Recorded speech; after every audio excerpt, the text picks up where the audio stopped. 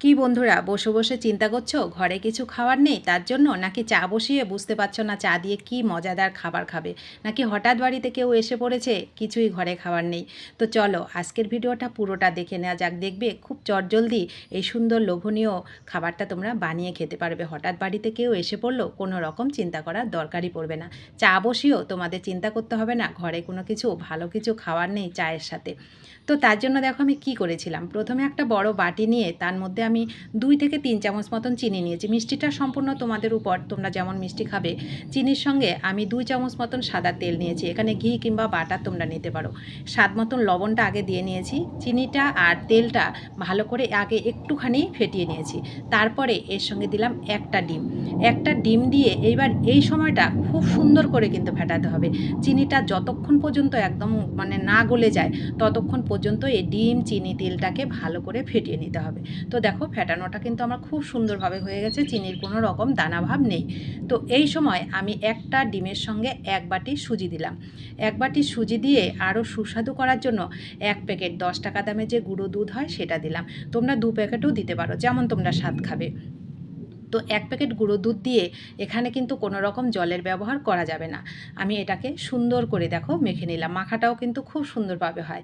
এখানে তোমরা সুজিটাকে কিন্তু একটু গুঁড়ো করেও নিতে পারো, সেক্ষেত্রেও কোনো রকম অসুবিধা হয় না, বরং সেক্ষেত্রে খেতে আরও বেশি ভালো লাগবে। তো আমি কম সময়ে তৈরি করছি বলে সুজিটাকে আর গুঁড়ো করে নিলাম না। তো দেখো ভালো করে আমি এটাকে মেখে নিলাম, মাখা হয়ে গেল। এইবার আমি এটাকে, যেহেতু সুজি দানা দানা আছে যার জন্য এটাকে 5 থেকে 7 মিনিট মতন একটু ঢেকে রাখবো, তাহলে সুজিটা একটু নরম হয়ে যাবে। তো ঢেকে রাখলাম 5 থেকে 7 মিনিট। ঢাকার পরে আমি 7 মিনিট পর ফিরে এসে এটাকে আরও সুস্বাদু করার জন্য একটু ভাজা চীনাবাদাম একটু গুঁড়ো করে, আধা গুঁড়ো করে 2 চামচ মতন এর মধ্যে দিলাম। সেক্ষেত্রে কী হবে, খেতে আরও বেশি ভালো লাগবে। গুঁড়ো দুধ তো আছেই এর মধ্যে। তো দেখো সুজিটাও খুব সুন্দরভাবে কিন্তু নরম হয়ে গেছে, আর একটা সুন্দর মণ্ড মতন কিন্তু তৈরি হয়ে গেছে। এইবারে আমি এটাকে সুন্দর করে আরও 2 মিনিট মতন মেখে নেব। তো এখানে কিন্তু একটু নরম নরম আছে, একটা ডিম আর তেলটা একটু বেশি ছিল বলে একটু নরম নরম আছে। আর তাছাড়া সুজিটা আমি গুঁড়ো করিনি, তার জন্য সুজিটা একটু দানা দানা ভাব থাকবে। তার জন্য আমি এর মধ্যে 1 চামচ মতন আটা মেশাবো, 1 চামচও কিন্তু বেশি নয়।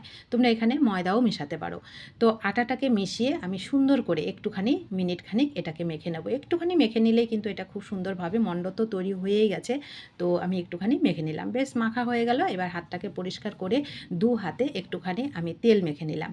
তেল মেখে নিয়ে এইবার শেপটা সম্পূর্ণ তোমাদের পছন্দের, তোমরা যে শেপে খাবে সেই শেপেই কিন্তু এটা তৈরি করতে পারো। তো আমি আমার পছন্দের একটা শেপ দেখো দিয়ে দিলাম, এই শেপে দেখতে ভালো লাগে তার জন্য আমি এই শেপে এটাকে তৈরি করে নিলাম। ব্যাস তৈরি হয়ে গেল। এইবার এগুলোকে ভেজে নেব। ভেজে নিতে কিন্তু একটা সমস্যা, তোমরা কিন্তু হুড়োহুড়ি করে এটা ভাজবে না, গরম তেলে এটাকে ভাজবে না। গ্যাসের ফ্লেমটাকে একদম মিডিয়াম টু লোতে করে রেখে একটু হালকা গরম হয়েছে সেই সময় তেলটার মধ্যে এগুলোকে দেবে। একদম হাই হিটে তেল গরম হয়ে গেলে এর মধ্যে কিন্তু এগুলো দেবে না, তাহলে এটা কিন্তু ঠিকঠাকভাবে তৈরি হবে না। এটা অবশ্যই খেয়াল করবে। আর এটা ঠিকভাবে কিভাবে তৈরি হয়েছে সেটা তোমরা বুঝবে কি করে, এই যে দেখো আমি মিডিয়াম হালকা তেলের মধ্যে, হালকা গরম তেলের মধ্যে এইগুলোকে দিয়েছি বলে দেখো এগুলো কি সুন্দর ফুলের মতন ভেতর থেকে, যখন ভেতরটা ঠিকঠাকভাবে যখন হবে তোমরা নিজেরাই বুঝতে পারবে। এটা এরকম ফেটে ফেটে ফুলের মতন হয়ে যাবে, তখনই বুঝতে পারবে এটা ঠিকভাবে হয়েছে। তো একটু ধৈর্য নিয়ে এগুলোকে সুন্দর ব্রাউন কালার করে এরকম সুন্দর করে ভেজে নেবে সময় নিয়ে, তবে দেখবে সবগুলো বিস্কিট এরকম সুন্দর ফুলের মতন ফেটে ফেটে যাবে। আর না ফেটে গেলে তখন বুঝতে পারবে কিন্তু ভেতরটা ঠিকঠাকভাবে হয়নি। তো প্রত্যেকটা বিস্কুট এরকম যেন ফেটে ফেটে যায় সেটা অবশ্যই খেয়াল করবে। গ্যাসের ফ্লেমটাকে মিডিয়াম টু লোতে করে রেখে একটু সময় নিয়ে এগুলোকে ভাজবে, দেখবে খুব চটজলদি ভাজাটাও কিন্তু হয়ে যায়, বেশি সময় লাগে না। কিন্তু বিস্কিটগুলো একটু সময় নিয়ে একটু ভালো করে ভাজবে, তবে বিস্কুটগুলো খেতে ভালো লাগবে। এরকম খাস্তা মুচমুচে হবে, কালারটাও সুন্দর হবে, আর মুখে দিলেই মিলিয়ে যাবে।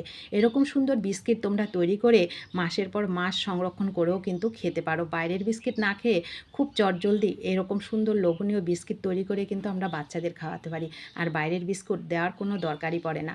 তো কেমন লাগলো তোমাদের কাছে রেসিপিটা অবশ্যই কমেন্ট করে জানিও, ভালো লাগলে তোমাদের প্রিয়জনদের সঙ্গে শেয়ার করো। তো দেখো আমি একটা ভেঙেও দেখাচ্ছি কতটা সুন্দরভাবে এটা ভেতর থেকে তৈরি হয়েছে। তো দেখা হবে তোমাদের সঙ্গে নতুন কোনো রেসিপিতে। ততক্ষণ অবশ্যই সকলে ভালো থাকবে, আর নতুন বন্ধু হলে ভালোবাসা দিয়ে প্লিজ আমার পাশে থাকবে।